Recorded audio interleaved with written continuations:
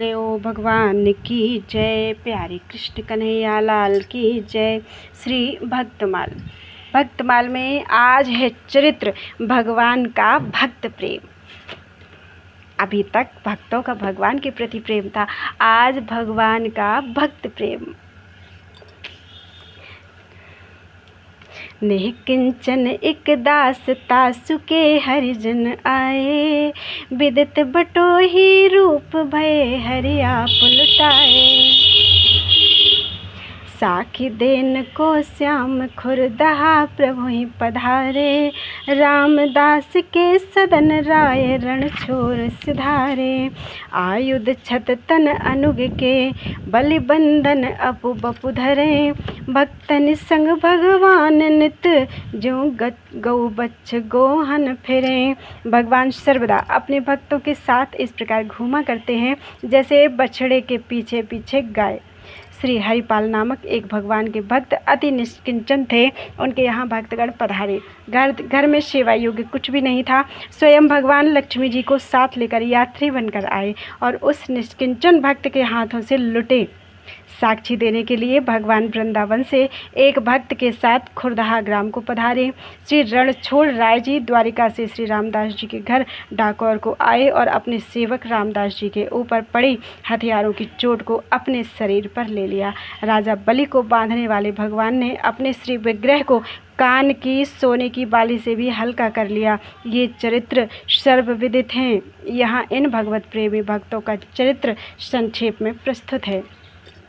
सबसे पहले निष्किंचन भक्त श्री हरिपाल जी। श्री हरिपाल जी का जन्म ब्राह्मण कुल में हुआ था। आप श्री भगवान के अकिंचन भक्त थे। संत सेवा में आपकी बड़ी प्रीति थी। प्रतिदिन आपके यहाँ साधुओं की पंगत हुआ करती थी। धीरे धीरे जब घर का सारा धन समाप्त हो गया तब आप बाजार से उधार ला लाकर संतों की भोजन प्रसादी की व्यवस्था करने लगे। थोड़े दिन में बाजार में भी जब हजारों रुपए का कर्ज हो गया तो वहाँ से भी उधार मिलना बंद हो गया। पास पड़ोस के लोग इसलिए उधार देने से कतराते थे कि ये दिन भर तो साधु सेवा करते हैं, कुछ काम धंधा तो करते नहीं, फिर वापस कहाँ से करेंगे। संत सेवा के लिए जब कहीं से भी धन की व्यवस्था नहीं हो सकी तो ये अत्यंत दुखी रहने लगे। ये सदैव यही सोचते कि धन की व्यवस्था का क्या उपाय किया जाए जिससे संत सेवा निर्बाध होती रहे। इसी क्रम में ये एक बार किसी वैश्य के यहाँ चोरी करने के उद्देश्य से घुसे थे। आधी रात का समय था। अचानक खटपट होने से वैश्य की पुत्री की नींद टूट गई। उसने अपने पिता से कहा, पिताजी लगता है घर में कोई चोर घुसा है। वैश्य ने कहा, चिंता न करो, हमारे गाँव में न कोई चोर है न कभी चोरी होती है। अगर कोई होगा भी तो हरिपाल ही होंगे। वे संत सेवा के लिए ही कुछ ले जाने के लिए आए होंगे, इसलिए तू चुपचाप सो जा। पिता पुत्री को की इस वार्ता को जब हरिपाल जी ने सुना तो उन्हें इस बात की बड़ी ग्लानि हुई कि वे एक भगवत भक्त के यहाँ चोरी करने घुसे हुए हैं। उन्होंने सारा सामान तो वहाँ ही छोड़ दिया, साथ ही वह चादर भी छोड़ दी जिसमें उन्होंने चोरी का सामान बांधा था।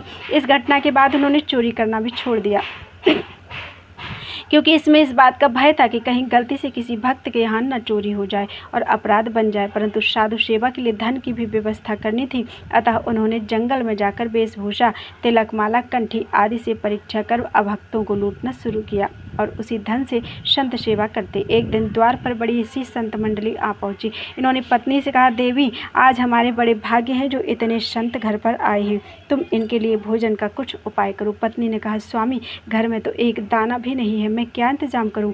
हरिपाल जी ने कहा, कहीं पास पड़ोस से ही कुछ मांग लाओ। पत्नी बोली, पास पड़ोस वाले कोई कुछ देते नहीं हैं, यहाँ तक कि मुझे देखकर ही लोग द्वार बंद कर लेते हैं। अब तो भगवान ही कोई उपाय कर सकते हैं। मैं तो यही कहूँगी कि हम दोनों बैठकर भगवान से ही प्रार्थना करें, वे ही हम लोगों की सुनेंगे। पत्नी की बात सुनकर भक्त हरिपाल कुछ क्षण के लिए उदास हो गया, फिर भी बोले, ठीक है, तू जैसा कहती है वैसा ही करूँगा। फिर क्या था, भक्त दंपति ने अत्यंत दीन भाव से भगवान की शरण ली और बोले, प्रभु बाहर संत मंडली खड़ी है, दीनानाथ अब लाज तुम्हारे ही हाथ है। इधर अपने निष्किंचन और संत सेवी भक्त हरिपाल को चिंतित जानकर द्वारिकानाथ भगवान श्री कृष्ण व्याकुल हो गए। भक्ति की चिंता ही भगवान की चिंता होती है और उसका निवारण करना ही उनका कार्य। भगवान ने तुरंत सेठ का रूप धारण किया, मूल्यवान वस्त्र आभूषण धारण किए और चलने को तैयार हुए। तो रुक्मिणी जी ने पूछा, प्रभु आप अचानक कहाँ चल दिए और यह क्या भेष बना रखा है? भगवान ने कहा, एक भक्त के घर जा रहा था पर तुमने टोक दिया, अब कुशल नहीं दिखती। श्री रुक्मिणी जी किंचित रोष व्यक्त करते हुए बोली, आपको तो जहाँ जाना होता है अकेले ही चल देते हैं, मुझे तो पूछते तक नहीं है, और जब आज मैंने पूछा तो आप कह रहे हैं कि टोक दिया। भगवान ने मुस्कुराते हुए कहा, अच्छा आज तुम भी चलो, बड़ा भारी भक्त है अतः खूब सज धज लो, देखो मैंने भी खूब सुंदर वस्त्र और मूल्यवान आभूषण धारण कर लिए हैं। भगवान का प्रोत्साहन पाकर श्री रुक्मिणी जी ने नख से सिख तक मणिरत्न जड़ित आभूषणों से श्रृंगार किया और चलने के लिए तैयार हो गई। भगवान श्री द्वारिकानाथ और श्री रुक्मिणी जी दोनों सेठ सेठानी बने भक्त हरिपाल के द्वारे पर आ गए और उनसे कहा, भाई हमें अमुक गांव जाना है, मार्ग में जंगल पड़ता है और मेरे पास रत्न आभूषण आदि मूल्यवान वस्तुएं हैं, सो हमें कोई पहुंचा दे तो उसे हम मजदूरी दे देंगे। भला अंधा क्या चाहे दो आंखें। हरिपाल जी को तो मुँह मांगी मुराद ही मिल गई। उन्होंने कहा, मेरे दरवाजे पर संत जन बैठे हैं, इनके लिए व्यवस्था करनी है, सो आप अगर मजदूरी के पैसे पहले दे दीजिए तो मैं आपके साथ साथ चला चलूँ। भगवान तो तैयार बैठे ही थे, उन्होंने तुरंत रुपए दे दिए। हरिपाल जी ने रुपए देकर पत्नी से कहा कि इन रुपयों से तुम संतों को बाल भोग कराओ, मैं इन्हें पहुंचाकर अभी आता हूं। अब श्री हरिपाल जी आगे आगे और सेठ सेठानी बने भगवान तथा रुक्मिणी जी पीछे पीछे।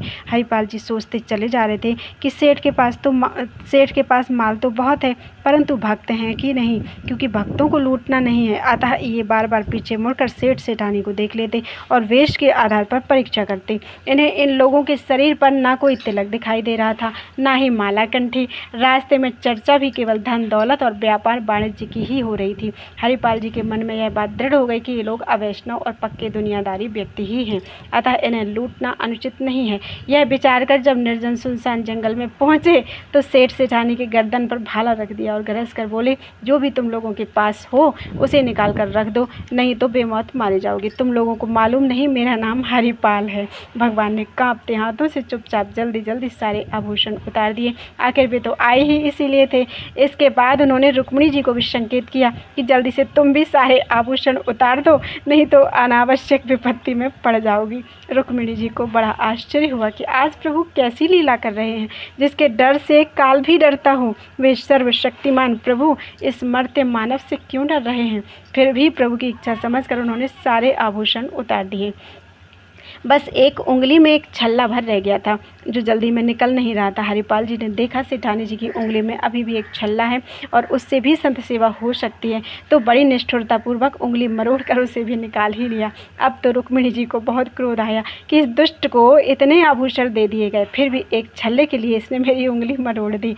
वे शाप देने को उद्यत हो गई। भगवान उनके मनोभाव को जान गए और कहीं श्री रुक्मिणी जी शाप ही न दे दें यह सोचकर तुरंत अपने असली रूप में प्रकट हो गए और भक्त हरिपाल को अपने वक्षस्थल से चिपटा लिया, मानो प्रभु ने इस प्रकार से रुक्मिणी जी को यह बता दिया हो कि इसे शाप न दो, अन्यथा इसका शाप भी मैं अपने ही सिर पर ले लूँगा। जब हरिपाल जी को यह पता चला कि जिन सेठ सेठानी को मैंने लूट लिया है वे तो मेरे परम आराध्य ही हैं, तो उनकी दशा विचित्र हो गई। वे बार बार प्रभु के चरणों में गिरकर क्षमा याचना करते हुए प्रायश्चित करने लगे और सारा धन वापस करने लगे। तब भगवान ने कहा, भैया यह तो मैं तुम्हारे लिए ही लाया था, तुम्हारी संत सेवा से मैं बहुत प्रसन्न हूँ। तुम तो मेरे भक्तों के मुकुटमणि भक्तराज हो, तुम किसी प्रकार की चिंता ना करो और यह सारा धन ले जाकर संतों की सेवा करो। श्री हरिपाल जी ने कहा, प्रभु यदि संतों को इस बात का पता लग जाएगा तो वे इसे स्वीकार नहीं करेंगे और मेरी जगह हंसाई भी बहुत होगी कि इसने तो भगवान को ही लूट लिया। भगवान ने कहा, डरो मत, यह सब मेरी ही इच्छा से हुआ है, अतः मैं किसी से नहीं कहूँगा। इस प्रकार वार्तालाप कर और दर्शन देकर जब भगवान जाने को उद्यत हुए तो हरिपाल जी ने कहा, प्रभु यदि आपने संत सेवा से संतुष्ट होकर मुझे दर्शन दिए हैं तो इसकी प्रेरणा तो मुझे मेरी पत्नी ने दी है, अतः कृपा करके उसे भी दर्शन दें। भगवान भक्त हरिपाल के भाव को जानकर बहुत प्रसन्न हुए और घर चलकर दर्शन देने की स्वीकृति दे दी। फिर क्या था, हरिपाल जी आनंद से नाच उठे। उन्होंने कंधे पर एक और भगवान को और एक और माता रुक्मिणी को बैठाया और घर लाकर सिंहासन पर बैठाकर उनकी सेवा पूजा की। तत्पश्चात संतों का वह भंडारा हुआ बृहद भंडारा हुआ। हरिपाल जी की पत्नी जब संतों के लिए भोजन बनाने लगी तो श्री रुक्मिणी जी ने भी साग्रह उसमें हाथ बटाया। इसी प्रकार श्री हरिपाल जी ने जब परोसने लगे तो भगवान ही उनके साथ जुट गए। संतों ने भक्त और भगवान की जय जयकार की और आनंद पूर्वक भंडारा संपन्न हुआ। इस प्रकार भगवान ने अपने भक्तों से इस प्रकार श्री भगवान अपने भक्तों से उसी प्रकार स्नेह करते हैं जैसे गौ माता अपने बछड़ों से करती है। जैसे पेयपान करते समय वत्स स्तनों पर प्रहार करता है तो भी माता उसे दूध देती है, वैसे ही भक्त द्वारा दिए कष्ट को ना ध्यान कर भगवान सिर्फ उसके भाव को ही देखते हैं। श्री प्रियादास जी भक्त हरिपाल की इस संत सेवा निष्ठा और भगवान की भक्त वत्सलता का इस प्रकार से वर्णन करते हैं। भक्तन के संग भगवान ऐसे फिरो करें जैसे बच्चे संग फिरे नेहवती गाई है। हरिपाल नाम विप्रधाम में जन्म लियो, कियो अनुराग साधु दई सी लुटाई है। केतिक हजार ले बाजार के करज ख्वाए, गरज न सरे कियो चोरी को उपाय है। विमुख को लेत हरिदास को न दुख देत, आए संत द्वार तिया संग बतराए है। बैठे कृष्ण रुक्मिणी महल तहाँ सोच पर्यो, हर्यो मन साधु सेवा साह रूप कियो है। पूछी चले कहाँ कही भक्त है हमारो एक, मैं हूँ आऊँ आओ आए जहाँ पूछ लियो है। अजुमग चलियो जात बड़ो उत्पात मधी, को पहुँचावे देवो ले रुपया दियो है। करो समाधान संत मैं लेवाई जाऊँ इन्हें, लाए वन मांझ देखी बहु धन जियो है। देखें जो निहार माला तिलक न सदाचार, होएंगे भंडार जो पे धन इतो लायो है। लीजिए छिनाई यह बारी कहें डारी देवो, दियो सब डारी छला छिगुनी में छायो है। अंगूरी मरोरी कही बड़ो तू कठोर अहो, तो को कैसे छोड़ो संत जेवे मुँह को भायो है। प्रगट दिखायो रूप सुंदर अनूप वह, मेरे भक्त भूप लेके छाती सो लगायो है। बोलो वृंदावन बिहारी लाल की जय। अगला चरित्र है श्री साक्षी गोपाल जी के भक्त। बहुत पहले की बात है, गौड़ देश में दो ब्राह्मण निवास करते थे। इन दोनों में एक कुल और आयु दोनों में बड़ा था। इन दोनों में एक कुल में और एक आयु में दोनों में बड़ा था और दूसरी नई अवस्था वाला साधारण कुल का था। दोनों तीर्थ यात्रा करने के लिए घर से निकले। अनेक तीर्थों का दर्शन करते हुए दोनों वृंदावन धाम में आए।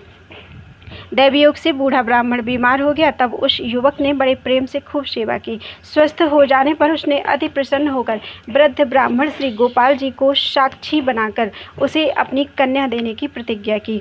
तब उस युवक ने भी स्वीकार कर लिया। दोनों वृंदावन से चले और घूमते घामते घर को पहुँचे। तब उस युवक ने वृद्ध से कहा कि अब आप अपनी प्रतिज्ञा का पालन कीजिए और अपनी लड़की का विवाह मेरे साथ कर दीजिए। वृद्ध ने अपनी स्त्री तथा कुटुंब वालों से पूछा। उनकी सम्मति ना पाकर अपनी प्रतिज्ञा से टल गया। युवक ने पंचायत जोड़ी। पंचों ने पूछा कि कोई स्त्री या पुरुष तुम्हारा गवाह है? उसने कहा, इन्होंने श्री गोपाल जी को साक्षी बनाया था, अतः वे ही साक्षी हैं। तब सब पंच बोले, इस सभा में आज लिखा पढ़ी करवा लो। यदि श्री गोपाल जी आकर साक्षी दे देंगे तो तुम्हारे साथ बेटी का विवाह कर दिया जाएगा। तब वह युवक वृंदावन आया और वृंदावन वासी श्री गोपाल जी से बोला, आप मेरे साथ गांव को चलिए और साक्षी दीजिए। ऐसी लिखा पढ़ी मैंने करवा ली है। उत्तर की प्रतीक्षा में वह गोपाल जी के सामने बैठा रहा। बैठे बैठे कई पहर बीत गए। उसने अन्न जल कुछ भी ग्रहण नहीं किया। तब भगवान श्याम सुंदर बोले, प्रतिमा चलती नहीं है। तब उसने कहा, फिर बोलती क्यों है? यदि भाव में भरकर बोल सकती है तो चल भी सकती है। भावपूर्ण उत्तर सुनकर श्री गोपाल जी के साथ चलने के तैयार हो गए।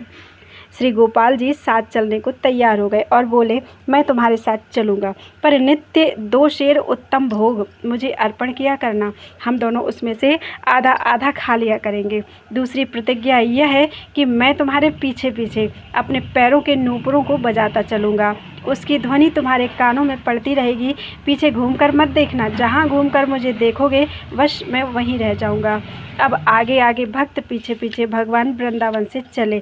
जैसे ही गांव के निकट पहुँचे वैसे उस भक्त के मन में आया कि जरा चलते हुए ठाकुर जी की शोभा तो देख लूँ।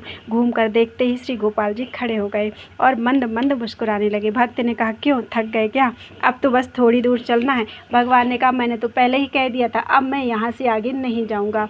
पंचों को यहाँ ही बुलाकर लाओ।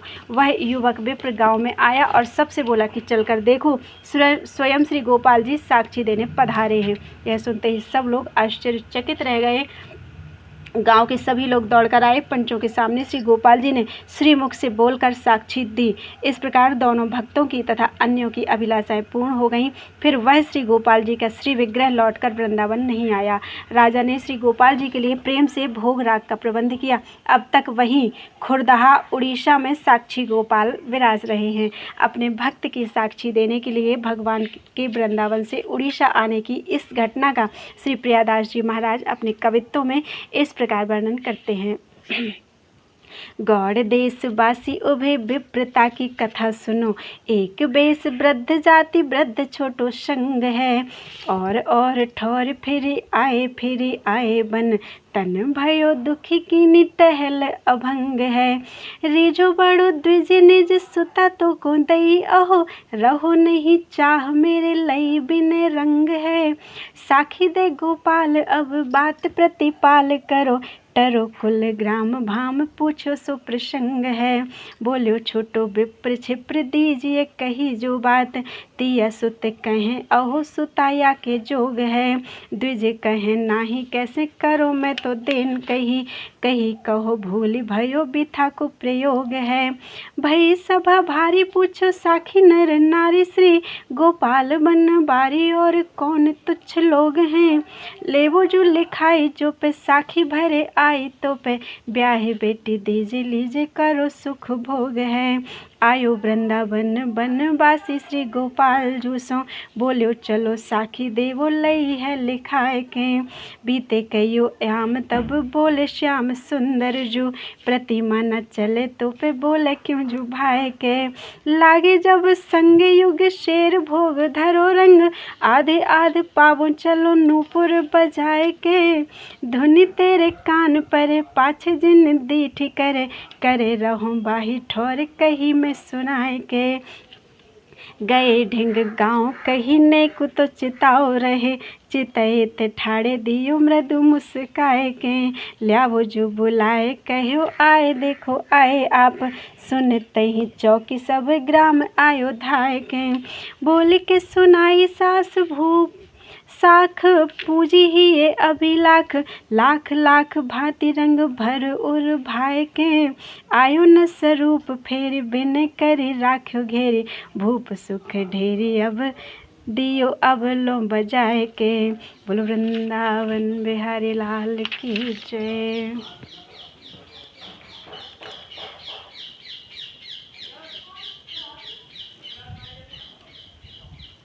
अगला चरित्र है श्री रामदास जी का। भक्त रामदास द्वारिका से 7 कोस की दूरी पर डाकोर नामक गांव में रहते थे। रणछोड़ भगवान के मंदिर में प्रति एकादशी को जागरण, कीर्तन आदि उत्सव का आयोजन होता था। उसमें वे नियम पूर्वक सम्मिलित होते थे और भगवान के दर्शन से अपने तन, मन और बुद्धि को पवित्र करते थे। भगवान रणछोड़ ने एक बार उनके सामने प्रत्यक्ष प्रकट होकर कहा, तुम वृद्ध हो चले हो, तुम्हें 7 कोस आने जाने में जो कष्ट होता है वह मेरे लिए नितांत असह्य है। भक्त रामदास तो भगवान की रूप माधुरी से छकने में इतने तल्लीन हो गए कि उन्हें बाह्य ज्ञान कुछ रहा ही नहीं। आने जाने के प्रश्न ने उनके मस्तिष्क को कुछ चिंतित ही नहीं किया। भगवान ने कृपा पूर्वक उन्हें दर्शन दिया। इस बात को सोच सोच कर वे प्रेम विह्वल हो रहे थे। भगवान के अंतर्धान होते ही उनके वियोग में प्राण छटपटा गए, अंग अंग सिहरने लगा। अब तो उनका निश्चय और भी दृढ़ हो गया। वे समस्त सुखों को तिलांजलि देकर दूने उत्साह से जागरण महोत्सव में आने लगे। वे किसी भी मूल्य पर जागरण का आनंद छोड़ने के लिए अपने आप को समर्थ नहीं पा सके।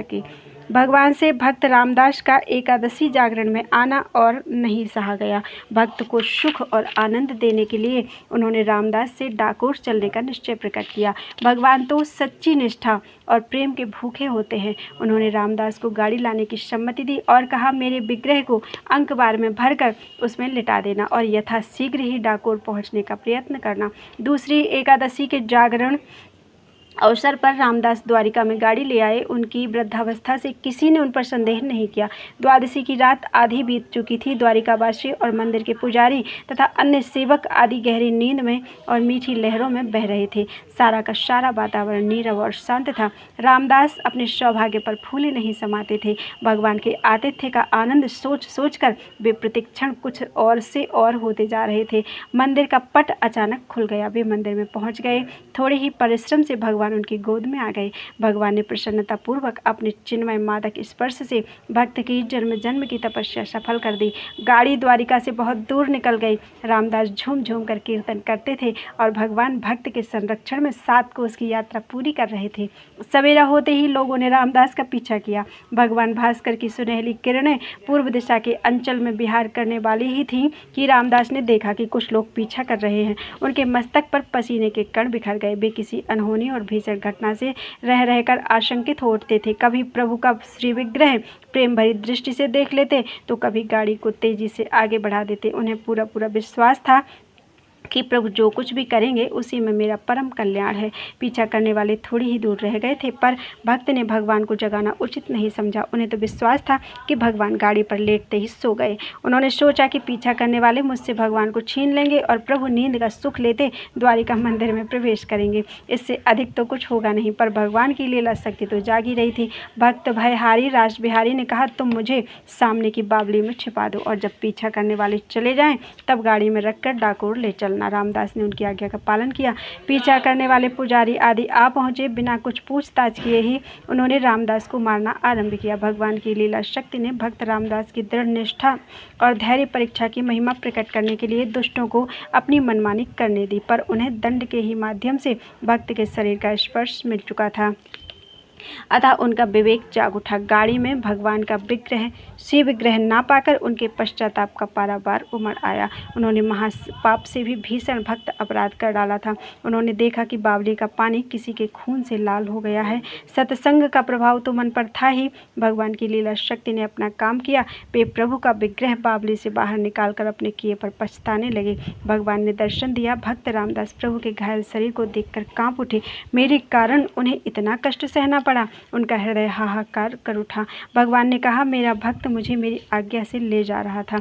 तुम लोगों ने जो मेरे भक्त को मारा है उस चोट को मैंने अपने शरीर पर ले लिया है। इसी से मेरे शरीर से खून बह रहा है। अब मैं तुम्हारे संपर्क में नहीं रहना चाहता। मेरी दूसरी प्रतिमा जो अमुक स्थान पर है मंदिर में स्थापित कर भक्ति और प्रेम से अपना अंतःकरण पवित्र करो। इस महान अपराध का यही प्रायश्चित है। अपनी आजीविका के लिए मेरी इस मूर्ति के बराबर सोना ले लो। पुजारी लोग लोभवश राजी हो गए और बोले, तौल दीजिए।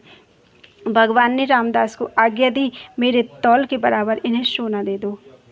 भक्त और दरिद्रता और असमर्थता पर कांप उठे। भक्त अपनी दरिद्रता और असमर्थता पर कांप उठे। उनकी स्त्री के कान की बाली पलड़े में रखी गई। पलड़ा भारी हो गया। प्रतिमा उसकी तौल में भी हल्की हो गई। पुजारी तथा अभक्त दुष्ट अपना समूह लेकर 9-2-11 हो गए। भगवान ने भक्त की इज्जत रख ली। भगवान रणछोड़ उसी दिन से आयुध छत की उपाधि से विभूषित हुए। अभी तक उनके घाव पर पट्टी बांधी जाती है। भक्तवर रामदास की भक्ति का महिमा का बखान तो भगवान रणछोड़ की लीला शक्ति ही कर सकती है। धन्य है भक्त रामदास। भक्त रामदास के प्रति भगवान के इस अद्भुत प्रेम का श्री प्रियादास जी ने इस प्रकार वर्णन किया है।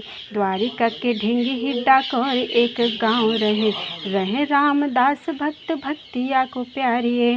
जागरण एकादशी करे रण छोर झुके, भयो तन वृद्ध आज्ञा दई नहीं धारिये।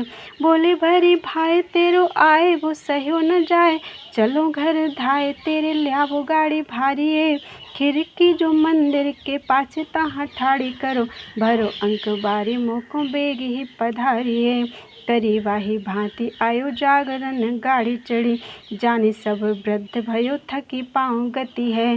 द्वादशी की आधी रात लेके चले मोर गात, भूषण उतारी धरे जाके साची रती है। मंदिर उघारी देखे परो है उजारी, तहाँ दौड़े पाछे जान देखे कही कौन मती है। बापी पधराए हाँ की जाए सुख पाए रहो, गए हो चलो जात आने मारो घाव अति है। देखे चहूँ देसी गाड़ी कहूँ पे न पाए हरी, करी पछतावो कहें भक्त के लगाई है। बोले उठो एक यही और यह गयो हो तो, जाए देखें बाबरी को लोहू लपटाई है। दास को जुडारी चोट ओट लई, अंग में ही नहीं मैं तो जाऊं विजय मूर्ति बताई है। मेरी सम सोनो लेहु कही जन तौल देहु, मेरे कहाँ बोलो बारी तिया के जताई है। लगे जब तौलिबे को बारी पाछे डार दई, नई गति भई पल उठ नहीं बारी को।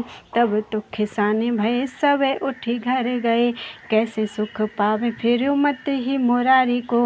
घर ही बिराजे आप कहो भक्ति को प्रताप, जाप करें जो पे फूरे रूप लाल प्यारी को। बलि बंध नाम प्रभु बांधे बलि भयो तब, आयुध को छत सुनी आए चोट मारी को। बोलो वृंदावन बिहारी लाल की जय।